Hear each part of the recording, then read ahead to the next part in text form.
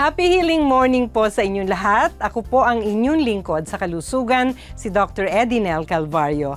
At welcome po sa inyong kinagigiliwang healing show ng bansa, ang Healing Galing sa TV. Kamakailan po ay nagimbal ang marami sa ating mga kababayan dahil sa sunod-sunod na dengue outbreaks sa iba't ibang lugar sa ating bansa.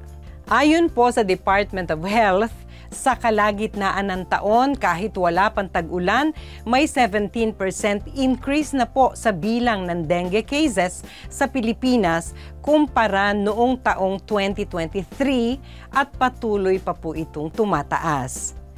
Ang dengue ay isang virus na nakukuha mula sa kagat ng partikular na uri ng lamok na tinatawag na Aedes aegypti at Aedes albopictus.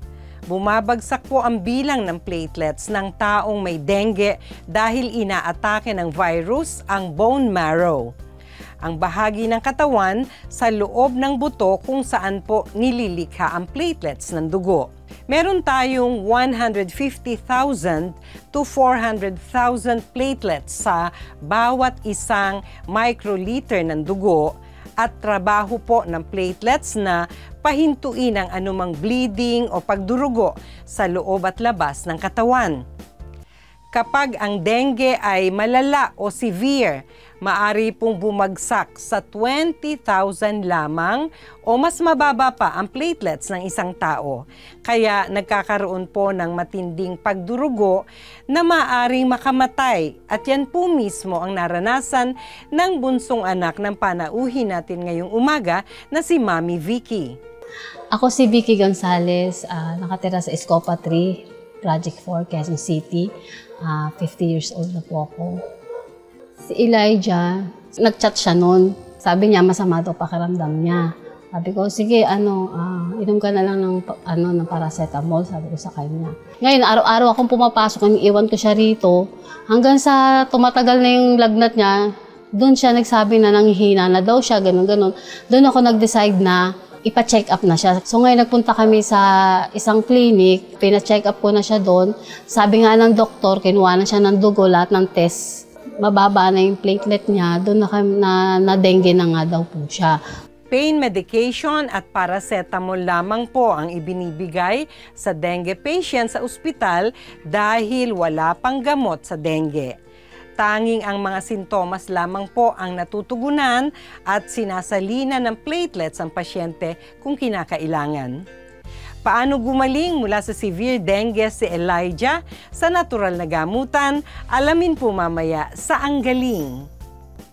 Sa Hiling Katanungan, mga nagtatanong tungkol sa dengue ang ating pong papayuhan.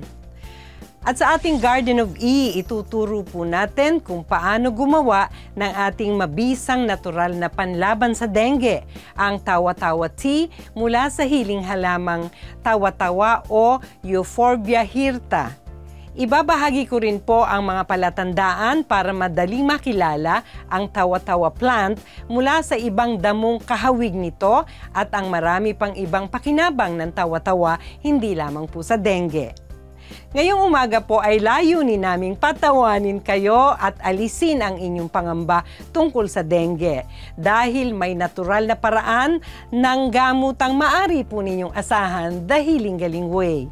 Siyempre, dito lamang po yan sa inyong kinagigiliwang healing show ng bansa, ang Healing Galing sa TV. Ano po ang magandang vitamins para sa apo kong 11 years old? Nagka-dengue po siya last month. Doktora, ano po ang pwedeng herbal na gamot para sa dengue? Sasagutin ni Dr. E ang mga tanong tungkol sa dengue at ituturo din ni Doc kung paano gamitin ang tawa-tawa bilang mabisang pampatas ng platelets para sa dengue at ang marami pa nitong pakinabang sa pagbabalik ng Healing Galing sa TV.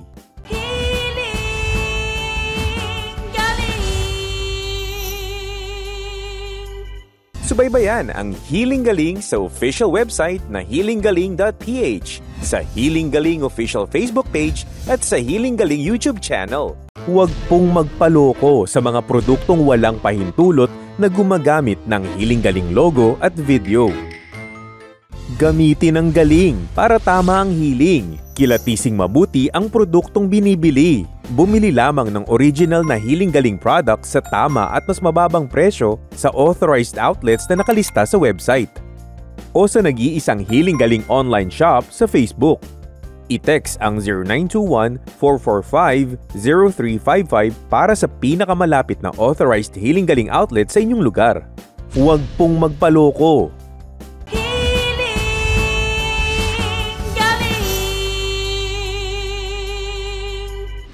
Alamin kung paano pakinabangan ang mga hiling halaman mula sa Garden of E. Welcome po sa Garden of E. Matutuwa po talaga kayo sa paborito nating tawa-tawa dahil hindi lamang po sa dengue mabisa ang ating hiling halaman. Nakita po sa pag-aaral ang taglay nitong iba pang healing powers gaya po ng mga sumusunod. Ginagamit po ang tawa-tawa sa treatment ng gastrointestinal disorders tulad ng diarrhea, dysentery at mga bulati sa tiyan. Mahusay din po ito sa respiratory diseases gaya ng asthma, bronchitis, ubo at iba pa. Meron din po itong hypotensive properties na ang ibig sabihin ay makakapagpababa ito ng blood pressure.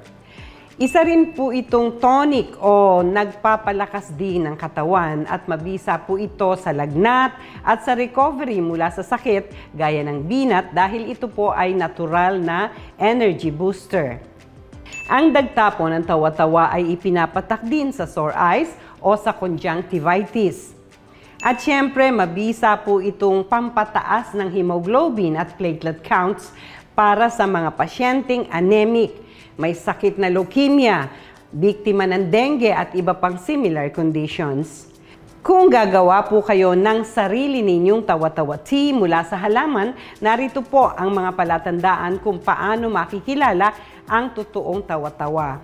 Minsan po kasi nagkakahawig ang ating mga hiling halaman, pero para siguruhin na tawa-tawa ang inyo pong makukuha para sa ating pasyente, ay nagpo-produce po dapat ng dagta ang ating halaman na pipitasin.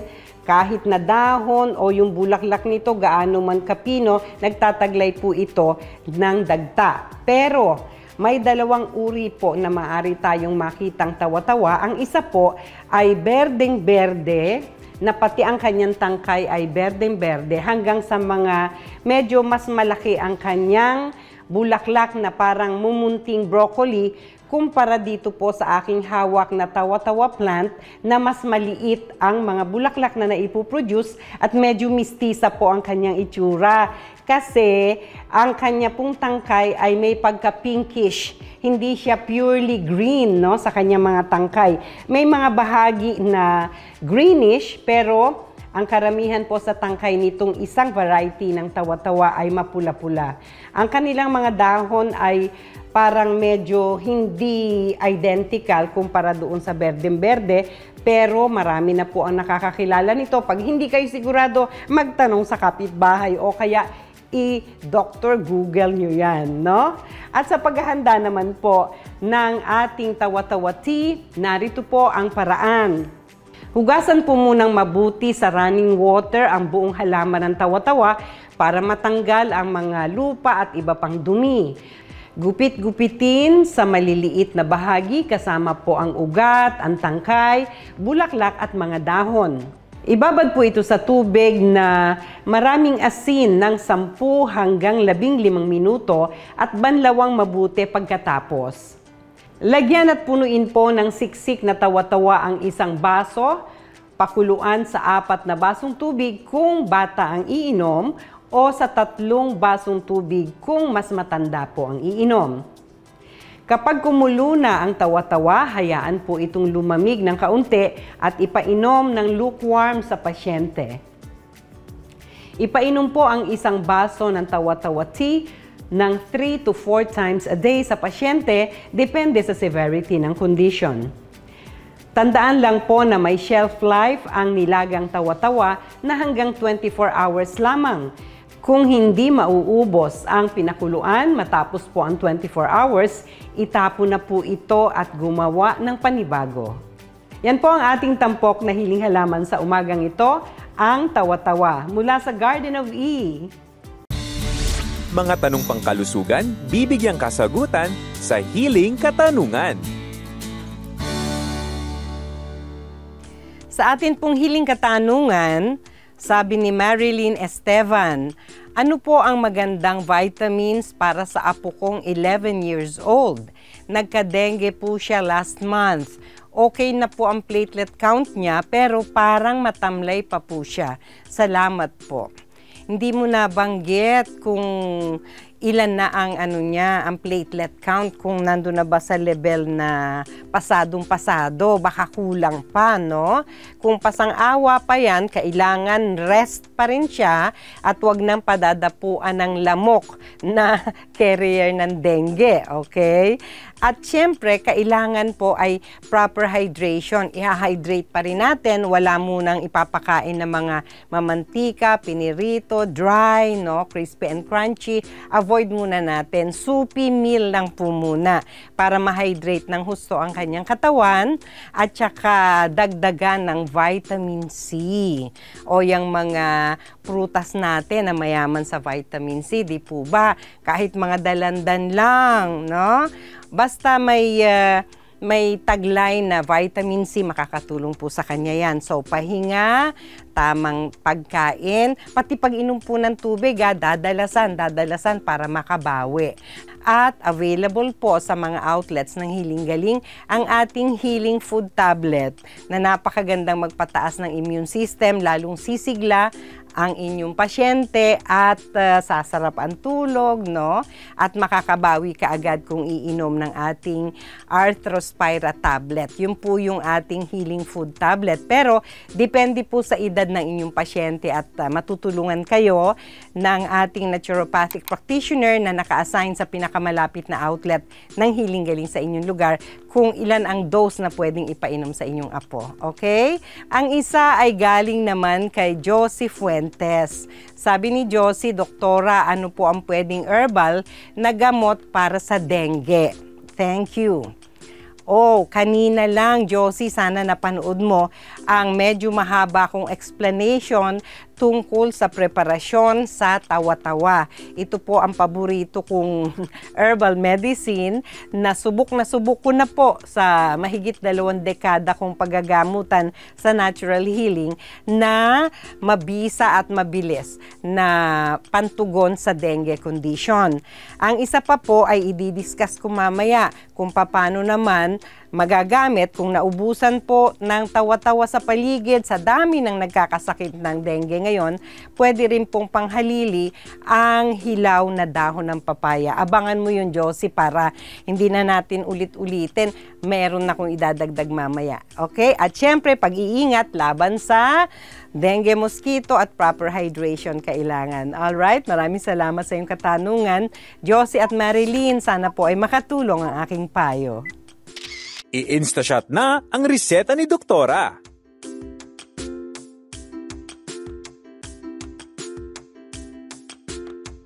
So ngayon, hindi ko siya binigyan ng pansin kasi nga akala ko, trangkaso lang din yun. Na nagkakaroon na siya ng nervyos na kasi iba na yung nararamdaman niya, nanghihina na daw po siya. Pansin ko sa balat niya, para siyang nagmamapa. Kinuwanan po siya ng dugo, ng saihi. Nag-intay kami ng mga ilang hours, 6 hours, mga ganun. Lumabas na. Confirmed na dengue na talaga siya. Paano nakaligtas mula sa dengue ang anak ni Vicky na namiligro na sa ospital dahil sa baba ng platelets?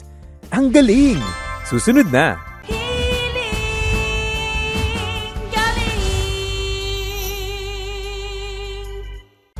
Kung kayo ay may katanungan, mag-text lamang sa 0921-445-0355 o kaya ay mag-email sa healinggaling@ymail.com.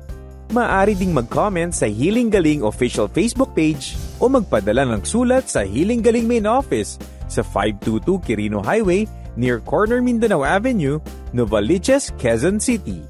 Ang magaling sa kalusugan, magaling ding kumilatis ng produkto. Dahil maraming nagpapanggap at maraming nanloloko. Bumili lamang ng original na Hiling Galing products sa tama at mas mababang presyo sa authorized outlets na nakalista sa website. o sa nag-iisang Healing Galing online shop sa Facebook.